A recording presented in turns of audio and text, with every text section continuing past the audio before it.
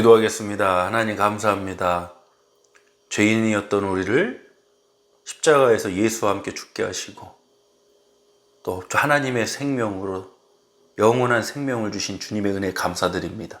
거듭난 하나님의 자녀로서 중생한 하나님의 자녀로서 또 우리가 복되기 위한 삶을 오늘 하루도 영위하게 하여 주옵소서. 예수 그리스도의 이름으로 기도드립니다. 아멘. 하나님 말씀 보겠습니다. 신약성경 마태복음 5장 17절로 20절까지입니다. 내가 율법이나 선지자를 폐하러 온 줄로 생각하지 말라. 폐하러 온 것이 아니요 완전하게 하려 함이라. 진실로 너에게 이르노니 천지가 없어지기 전에는 율법의 1.1획도 결코 없어지지 아니하고 다 이루리라. 그러므로 누구든지 이 계명 중에 지키 작은 것 하나라도 버리고 또 그같이 사람을 가르치는 자는 천국에서 지극히 작다 일컬음을 받을 것이요 누구든지 이를 행하며 가르치는 자는 천국에서 크다 일컬음을 받으리라. 내가 너희에게 이르노니 너희 의가 서기관과 바리새인보다 더 낫지 못하면 결코 천국에 들어가지 못하리라. 아멘. 마태복음 5장 17절로 20절 본문으로 율법의 완성은 사람의 변화다. 율법의 완성은 사람의 변화다라는 제목으로 하나님 말씀 은혜 나누겠습니다. 우리가 살아가고 있는 미국이나 한국 민주주의 사회라고 하는데요. 민주사회의 중요한 체계 중 하나가 법치주의입니다. 예를 들어 누군가가 법을 마음대로 바꾸거나 무시하거나 자기 입맛대로 해석해버리면 그 사회는 민주적인 사회가 될 수가 없습니다. 법치가 무너지니까. 그건 공산주의 사회입니다. 인간이 만든 법이라는 건요, 아무리 민주주의가 발달한 사회라 해도, 나라라 해도 인간이 만든 법이라는 건 완벽할 수가 없습니다. 그래서 세월이 지나감에 따라 또 시대가 변함에 따라 사라지는, 사장되는 법도 있고 또 새로 만들어지는 법도 있고 또 수정되어지는 법도 있기 마련입니다. 근데 하나님께서도 우리에게 법을 주셨어요. 우린 그것을 율법이라고 부릅니다. 구약의 이스라엘 백성들에게 주신 율법의 말씀들. 우리가 율법주의가 잘못됐다 맞죠. 왜 그러냐면 율법을 지키는 나의 행위로 인해서 구원에 이른다는 하나님 은혜 구원이 아니기 때문에 율법주의는 우리가 수용할 수 없는 것이죠. 그러나 율법 그 자체에 문제가 있다고 할 수는 없어요. 왜? 율법도 하나님이 주신 거예요. 율법 자체가 문제가 있거나 부족한 것이 아니에요. 근데 the law, 법은 법일 뿐입니다. 율법의 역할은 죄를 깨닫는 거예요. 죄를 깨닫고 신약성경 말씀 보면 몽학선생이 되어 우리를 구원하실 예수께로 인도하는 그 역할을 하는 거예요. 오늘 본문은 산상수훈 중에서 예수님께서 팔복을 심령이 가난한 자 쭉 나오죠. 8가지 팔복을 말씀하신 마태복음 5장의 내용입니다. 예수님께서 팔복에 관해 말씀하시고 바로 이어서 13절로 16절에서 제자들에게 너희는 세상의 빛과 소금이라는 말씀을 주십니다. 오늘 마태복음 5장의 구조가 그럽니다. 팔복이 먼저고요. 그리고 세상의 빛과 소금이 되라는 말씀입니다. 그리고 이어지는 말씀이 바로 오늘 본문 17절 이하의 율법에 관한 말씀이에요. 여러분, 이 문맥과 이 상관 연관성을 무시해서는 안 됩니다. 우리 한번 17절로 18절 먼저 합독해 보겠습니다.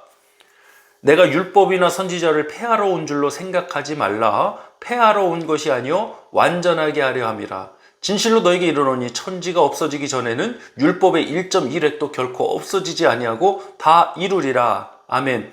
예수님은 율법을 폐하러 오신 것이 아니라 완전케 하시고 율법을 다 이루러 오셨다고 했습니다.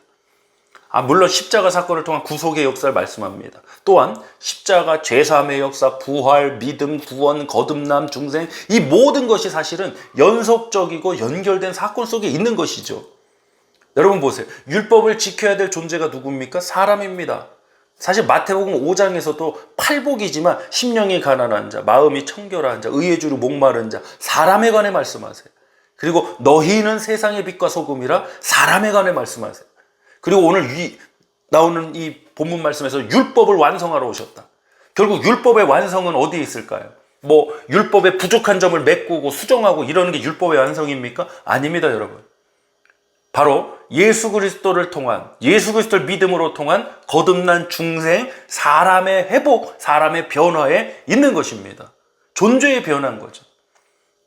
이제는 더 이상 악한 성품이 아니라 신의 성품에 참여한 자가 되어서 살아가는 거예요. 여러분 하나 가정을 해보겠습니다. 가정입니다. 지금 우리가 살고 있는 이 캘리포니아에, 예를 들어서 캘리포니아에 사는 모든 사람들이 교통법을 100% 다 지키는 사람들이 되었다. 생각만 해도 좋은데요. 교통법을 100% 다 지키는 사람들이 되었으면 교통법이 필요하겠습니까? 필요 없습니다. 다 100% 그 말씀을, 그 법을 지키는 사람들이 됐는데 교통법이 무슨 소용이 있습니까? 그 법은 소용이 없는 겁니다. 필요하지 않는 겁니다. 사실 그런 개념으로 바라봐야 됩니다. 거듭남을 통해서 우리는 하나님 자녀가 되었습니다. 거듭남이 뭔가요? 법정적 선언만 있는 것이 아니라 거듭남이라는 것도 실체적인 현상이고 역사입니다. 하나님의 자녀라는 존재는 바로 하나님의 말씀을 살아가는 존재가 된 것입니다. 하나님의 말씀을 지키고 따르고 살아가기 때문에 여러분, 율법이 무슨 소용이 있습니까? 그 존재가 변화됐는데요. 근데 율법은 그 존재를 변화시키지 못해요. 법 자체가 그렇잖아요. 법은 어기지 않으면 되는 거예요. 지키면 되는 거예요. 근데 그 사람의 양심을 변화시키는 수는 없어요. 그게 율법의 한계예요. 율법으로는 그걸 못해요. 근데 우리 주 예수 그리스도의 구속의 은혜의 역사는 저와 여러분을 거듭나게 하셨어요. 새 사람이 되게 하셨어요. 옛 죄악된 본성들 떠나서 이제는 신의 성품에 참여해서 중생한 자로서 성화를 겪게 하시는 거예요. 하나님 은혜가 그렇게 역사를 이루세요. 그래서 율법의 완성은 뭐냐? 사람의 변화입니다, 여러분. 오히려 율법 폐기론자들 있지 않습니까? 안티노미아니즘이라고 그러는데, 율법 폐기론자들이 말하는 지금 율법 무용론을 말하고 있지 않아요. 율법의 완성을 말하는 거예요. 율법의 완성이 과연 뭐냐는 거예요. 그건 사람의 변화라는 거예요. 예수님께서 바로 이 역사를 이루셨어요. 누굴 통해? 바로 저와 여러분을 통해. 그 예수 그리스도의 십자가의 은혜가, 그 구속의 은혜가, 우리를 거듭나게 하신 물과 성령의 역사가 바로 이 율법의 완성을 이루시는 겁니다. 오늘도 이 주어진 하루의 삶이 정말 율법의 완성의 그 하루, 사람의 변화된 존재의 변화 속에서 나오는 그 열매로 가득 차길 주님으로 축복합니다. 기도하겠습니다. 하나님 감사합니다. 우리의 존재를 새롭게 태어나게 하신 주님의 은혜에 감사드립니다. 우리는 하나님의 말씀을 살아갈 수 있는 존재가 아니었습니다. 전적으로 우린 타락한 존재였습니다. 우리 죄의 문제를 스스로 해결할 수 없는 존재였습니다. 그런데 이제는 예수 그리스도를 믿고 영접하고 구원받아 하나님 자녀가 되므로 하나님의 말씀을 살아가는 존재가 되게 하셨습니다. 또 내 힘으로 살아갈 수 없으니 은혜를 주시고 성령의 도우심의 역사까지 주신 줄 믿습니다. 오늘도 이 주어진 하루가 하나님의 말씀을 살아가는 복된 하루가 되게 하여 주옵소서. 그 존재가 바로 세상의 빛과 소금이요, 그 존재가 바로 예수님 말씀하신 팔복의 존재인 줄 믿습니다. 오늘도 주실 은혜 감사드리며 예수 그리스도의 이름으로 기도드립니다. 아멘.